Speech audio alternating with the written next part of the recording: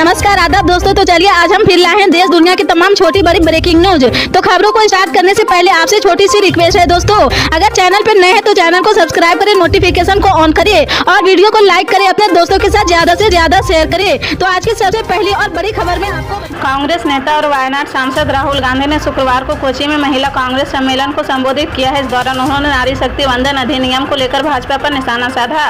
राहुल ने कहा कि मैंने देखा कि संसद में महिला विधायक पारित हो गए, लेकिन 1 दशक के बाद लागू किया जाएगा। मैंने इतिहास में कभी नहीं देखा कि कोई बिल 10 साल बाद लागू होता है। भाजपा 10 साल बाद जो एकमात्र विधायक पारित कर रही वह महिला आरक्षण का विधायक है।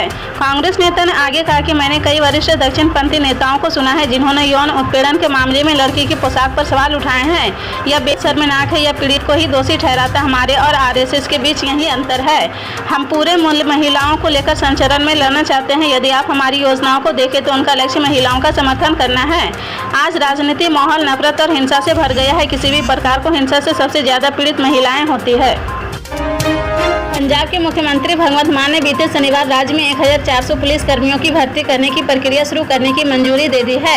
एक आधिकारिक बयान में मान ने बताया कि इन पुलिस कर्मियों में 50 पद निरीक्षक के, 150 पद उप निरीक्षक के, 500 सहायक उप निरीक्षक के और 750 पद हेड कांस्टेबल के होंगे। उन्होंने कहा कि युवा रंगला पंजाब के सपने को मूर्त रूप देने के लिए उत्प्रेरक का काम करेंगे, जिनके लिए सरकारी भर्ती के दरवाजे उनके लिए खोले गए हैं।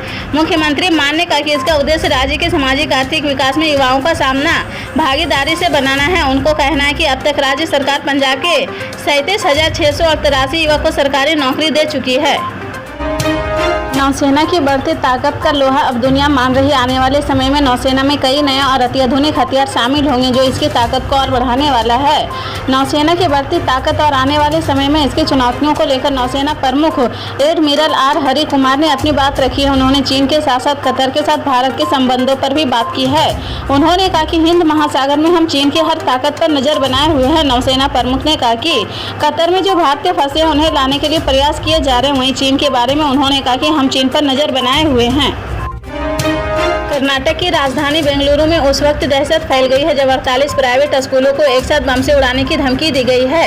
यह धमकी 1 दिसंबर की सुबह ईमेल के जरिए सभी स्कूलों को भेजी गई थी। इसमें लिखा था कि सभी स्कूलों के अंदर बम रखे गए हैं जो एक साथ विस्फोट होंगे। ईमेल मिलते ही स्कूल प्रशासन हरकत में आ गया है। तुरंत पुलिस को सूचना दी गई है। मौके पर पहुंची पुलिस ने छात्रों और स्कूल स्टाफ को बाहर निकाला। बम डिफ्यूजल स्क्वाड, डॉग स्क्वाड और एंटी सैबोटेज टीम ने पूरे परिसर की तलाशी ली है। इस दौरान बच्चों के अभिभावकों में अफरा तफरी का माहौल दिखा है। हर कोई आनंद फानन में स्कूल पहुंचने लगा है। बेंगलुरु पुलिस के एक वरिष्ठ अधिकारी ने बताया कि 48 स्कूलों को एक ईमेल मिला है जिसमें बम से उड़ाने की धमकी दी गई है। सभी स्कूलों को एक ईमेल आईडी से मेल किया गया है। ईमेल में दावा किया गया है कि स्कूल परिसर में विस्फोट लगाए गए हैं। हमें कान सेंटर से एक कॉल मिली है और हमने तुरंत अपनी टीमों को उन स्कूलों में भेजा है जो शहर के विभिन्न हिस्सों में स्थित है। इजरायल और हमास के बीच युद्ध विराम को 2 दिन के लिए और बढ़ा दिया गया है। यह बुधवार तक प्रभावी रहेगा।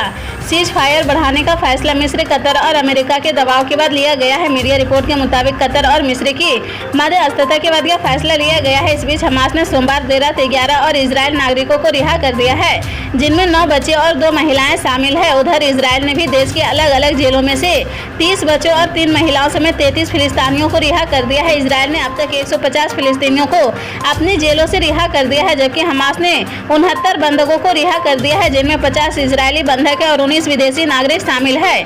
इजरायल और हमास के बीच चल रहे युद्ध का मंगलवार को 53वां दिन हो जाएगा।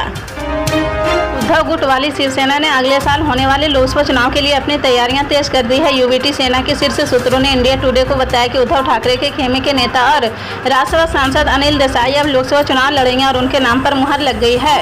लोकसभा चुनाव के लिए पिछले 2 हफ्ते से उद्धव के आवास मातोश्री पर कई बैठकें आयोजित की गई है। उसके बाद आखिरकार पार्टी नेतृत्व ने सांसद अनिल देसाई और सांसद अरविंद सावंत के उम्मीदवार पर मुहर लगा दी है।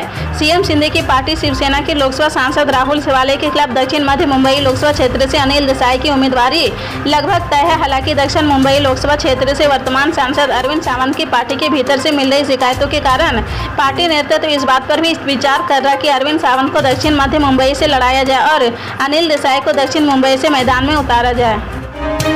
बंगाल की खाड़ी में एक निम्न दाब का क्षेत्र बन रहा है, जिसके अगले 2 दिनों में चक्रवाती तूफान में बदलने की आशंका है। मौसम विभाग का कहना है कि 4 दिसंबर की शाम तक यह चक्रवाती तूफान मिचोंग आंध्र प्रदेश में मछलीपट्टनम और चेन्नई के तट से टकरा सकता है। मौसम विभाग के अनुसार बंगाल की खाड़ी में निम्न दाब का जो क्षेत्र बन रहा है उसका केंद्र चेन्नई के समुद्र तट से 800 किलोमीटर, मछलीपट्टनम से 970 किलोमीटर, आंध्र प्रदेश की ही बातापास से 990 किलोमीटर और पुडुचेरी के तट से 790 किलोमीटर दूर समुद्र में स्थित है।